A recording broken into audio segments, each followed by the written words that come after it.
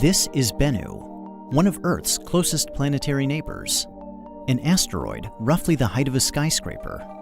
A remnant from the dawn of the solar system made of carbon-rich rocks and boulders. And since late 2018, the place that NASA's OSIRIS-REx mission has called home. When OSIRIS-REx arrived, it began wrapping Bennu in a complex web of observations, starting with a preliminary survey of its size, shape, mass, and spin. On New Year's Eve, OSIRIS-REx was captured into orbit by Bennu's minuscule gravity, making it the smallest world ever to be orbited by a spacecraft. In early 2019, it broke orbit to conduct a detailed survey. A series of sweeping passes allowed OSIRIS-REx to study geological features at different latitudes and times of day, enabling stereo imaging and landmark-based navigation. During the detailed survey, OSIRIS-REx globally mapped Bennu at only 5 centimeters per pixel, the highest resolution of any planetary body, including Earth. On June 12th, the spacecraft entered a new orbit at an altitude of just 680 meters, setting another record and establishing a home orbit for the remainder of the mission.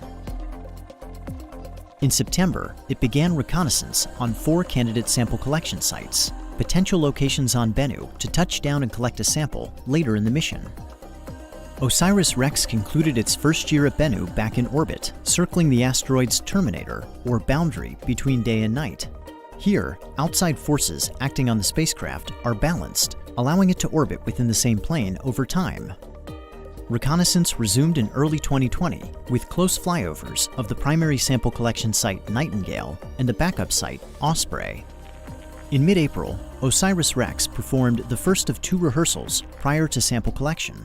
It navigated to a predetermined checkpoint about 125 meters above Bennu, then descended to within 65 meters before backing away.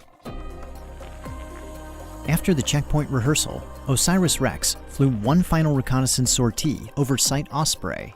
Then it made a series of high-altitude maneuvers while rebooting its onboard processor and preparing for its second rehearsal of the sample collection event.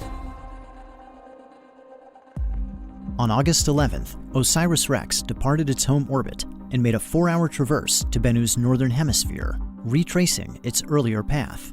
After performing the checkpoint engine burn to begin its descent, it made a second engine burn called Match Point to match Bennu's rotation before backing away at an altitude of approximately 40 meters. Now, the most crucial moment of the mission had arrived. On October 20th, 2020, at approximately 11:30 a.m. Mountain Time, the spacecraft departed orbit.